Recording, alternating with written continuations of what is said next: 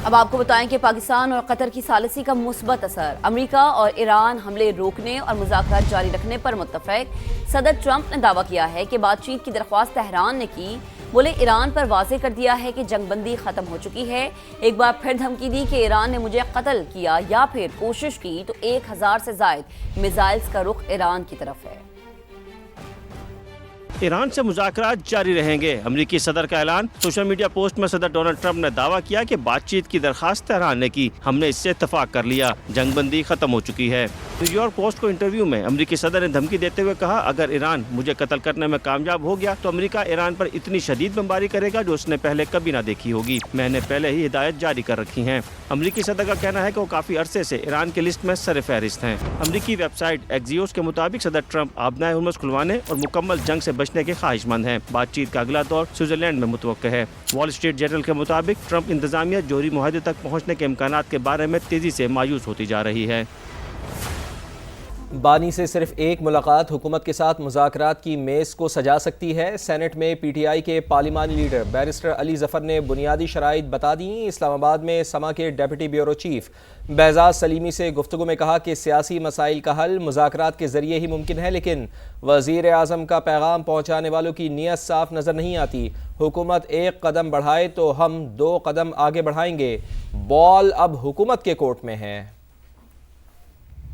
جی، وزیر اعظم کی جانب سے پاکستان تحریک انصاف کو کئی بار مذاکرات کی دعوت دی گئی ہے، لیکن یہ معاملہ آگے ابھی تک نہیں بڑھ سکا۔ ہمارے ساتھ موجود ہیں پاکستان تحریک انصاف کے سینٹ میں پارلیمانی لیڈر سینیٹر علی ظفر، ان سے بات کرتے ہیں۔ دیکھیں، سب سے پہلے تو میں سمجھتا ہوں کہ مذاکرات ہونے چاہیے اور اس کا سارے معاملات جو ہیں سیاسی حل اس کا ایک نکلنا چاہیے۔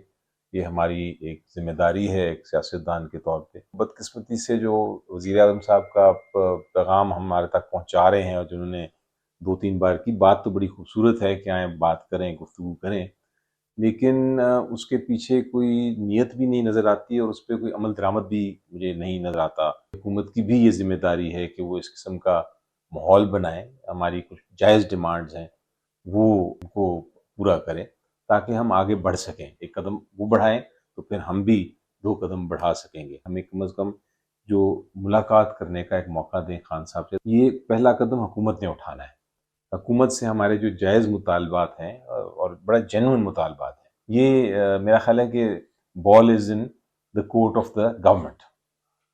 جی، آپ نے سنا سینیٹر علی ظفر کو، ان کا کہنا ہے کہ حکومت مذاکرات کی دعوت دینے کے ساتھ جو ہے وہ بند دروازے بھی کھولے اور پاکستان تحریک انصاف کا جو بنیادی مطالبہ ہے کہ بانی پی ٹی آئی سے ملاقات کی اجازت دی جائے تاکہ مذاکرات کا عمل شروع ہو سکے۔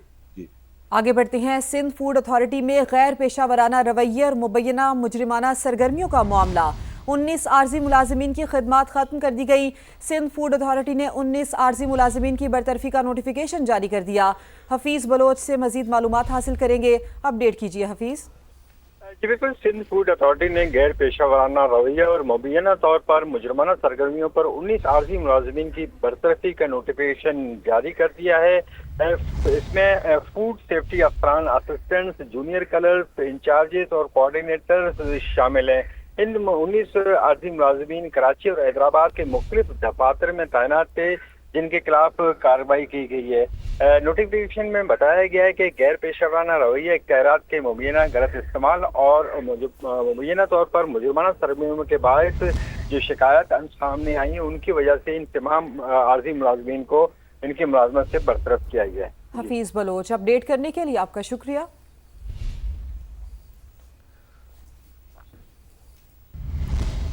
پاکستان دنیا کا 5واں بڑا آبادی والا ملک بن گیا ہے۔ بڑھتی ہوئی آبادی ترقی کی رفتار کو پیچھے چھوڑنے لگی ہے۔ ماہرین نے 2050 تک 40 کروڑ آبادی کا خدشہ ظاہر کر دیا ہے۔ تفصیلات اسلام آباد سے ٹکا خان ثانی کی رپورٹ میں۔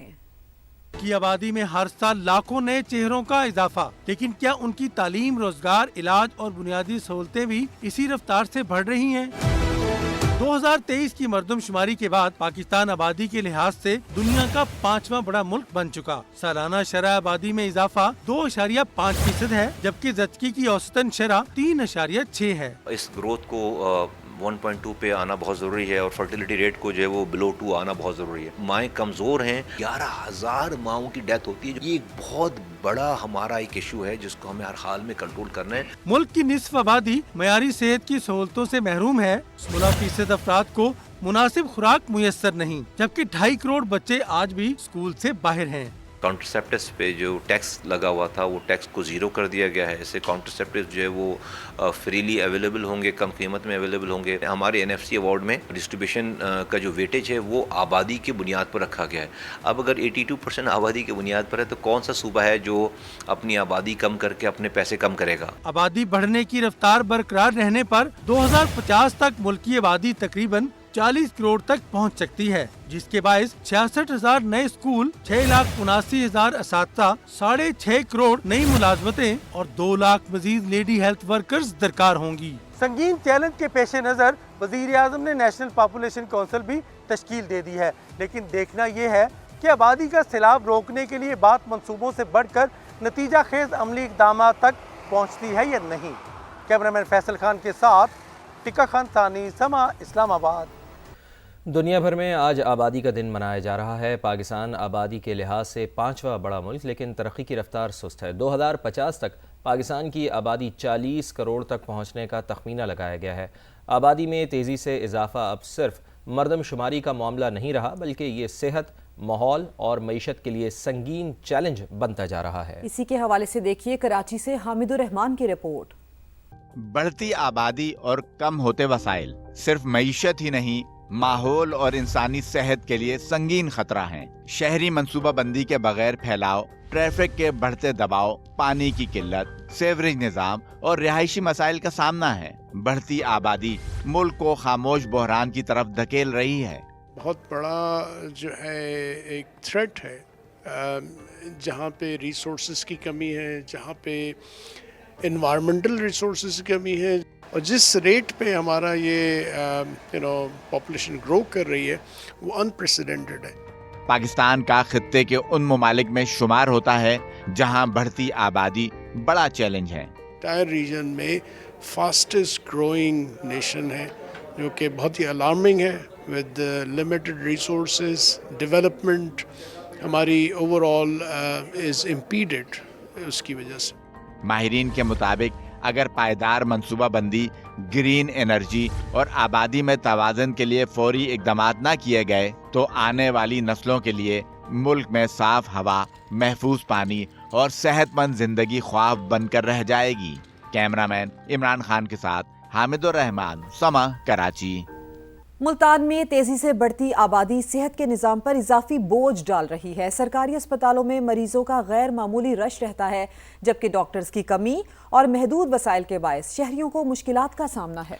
रिपोर्ट कर रहे हैं मकसूद चौहान। मुल्तान की आबादी 52 लाख से तजावुज कर चुकी है और हर गुजरते साल के साथ आबादी में इजाफा हो रहा है। सरकारी अस्पतालों के जच्चा व बच्चा वार्ड में रोजाना सैकड़ों खवातीन इलाज और जच्ची के लिए आती हैं। महदूद सहूलियात और डॉक्टर्स की कमी के बायस मरीजों और उनके अहले खाना को तवील इंतजार करना पड़ता है। मेरे पहले भी 2 ऑपरेट यहीं हुए हैं और ट्रीटमेंट तो अच्छा ही होता है, बस थोड़ा रश होता है जिसकी वजह से थोड़ी सी तंगी होती है, खड़ा होना पड़ता है, गर्मी बहुत ज़्यादा होती है। वक्फा ज़रूरी है माँ के लिए। आगे जो बच्चे हैं माशाल्लाह वो पढ़ रहे हैं, अभी सारे 3-4 साल 5 साल का वक्फा होगा तो माँ के लिए भी अच्छा है और बच्चे के लिए भी अच्छा है। तिबी माहिरीन का कहना है कि ख़ानदानी मनसूबा बंदी न सिर्फ बढ़ती आबादी को कंट्रोल करने के लिए मौसर साबित होती है, बल्कि माँ और बच्चे दोनों की सेहत के लिए भी ज़रूरी है। जब हमने काम शुरू किया था तो उस वक्त 10 बच्चे 8 बच्चे से कम ख़ानदान वाले प्लान नहीं करते थे, फैमिली प्लानिंग। और अब जो है माशाल्लाह अब इतनी अवेयरनेस हो गई है, ओरिएंटेशन हो गई है, लोगों को सर्विसेज का पता चल गया कि अब 4 बच्चों के बाद भी ये लोग समझते हैं कि अब हमारा ख़ानदान मुकम्मल है और अब हमें कोई ना कोई सर्विस लेनी चाहिए। माहिरीन कहते हैं तेजी से बढ़ती आबादी पर काबू पाने के लिए सिर्फ हुकूमती इक़दामात काफ़ी नहीं, बल्कि अवामी शऊर, ख़ानदानी मनसूबा बंदी से मुतल्लिक आगाही और सेहत के शोबे में भी बेहतरी लानी होगी। कैमरामैन अदनान सियाल के साथ मकसूद चौहान, समा, मुल्तान। निजी एयरवेज तैयारा हादसे के बाद पाक बहरिया और दीगर मुतालिका इदारों की जानिब से ब्लैक बॉक्स और तैयारे के इंजन्स की तलाश का अमल भी जारी है। तैयारे में सवार 5 रुकनी अमले की तलाश भी इस वक्त जारी है। मज़ीद जानेंगे नुमाइंदा समा जावेद असगर चौधरी हमारे साथ मौजूद हैं। जावेद साहब, क्या बताया गया है हुकाम की जानिब से, किस हद तक कामयाबी हासिल हो सकती है, चूँकि ब्लैक बॉक्स को ढूंढना सबसे अहम मरहला है इस सिलसिले में, और उसके बाद जो तैयारे में सवार 5 रुकनी अमला था फिर उसको ढूंढना भी एक बड़ा अहम मरहला है। जी, K2 एयरवेज तैयारे हादसे में पाक बहरिया और पाकिस्तान मैरीटाइम सिक्योरिटी एजेंसी ताहार ब्लैक बॉक्स और इंजन की तलाश में मसरूफ हैं, जबकि तैयारे के 5 रुकनी अमल की तलाश भी जारी है। इस हवाले से जराये का ये कहना है कि bureau of air safety investigation team ने इस्लामाबाद जाने से कबल तैयारे के विंग्स और पिछले हिस्से का मायना किया था। ताहम उनकी जानिब से आगाह किया गया कि ब्लैक बॉक्स और वॉइस प्लॉटर मिलने तक तहकीकात आगे बढ़ना मुमकिन नहीं है और ब्लैक बॉक्स मिलने पर ही तहकीकाती टीम वापस आएगी। जबकि दूसरी जानिब जराये का ये भी कहना है कि इब्तदाई तहकीकात में नेविगेशन सिस्टम की खराबी ज़ेरे गौर आई, जबकि हादसे से कबल अमले ने एयर ट्रैफिक कंट्रोल से बेडिंग गाइडेंस भी तलब की थी। फ्लाइट रडार के मुताबिक तैयारा इंतहाई तेज रफ्तारी समंदर की जानिब गिरा है और शारजाह रवानगी से कबल IRO खराबी एक मुमकिन तकनीकी पहलू के तौर पर भी ज़ेरे जायजा है। माहिरीन के मुताबिक स्पेशल ओरिएंटेशन भी तहकीकात अहम जाविया हो सकता है, जबकि रास्ते में मुतअद्दिद तैयारों ने GPS स्पूफिंग की इत्तलात भी रिपोर्ट। ठीक, बहुत शुक्रिया आपका जावेद साहब।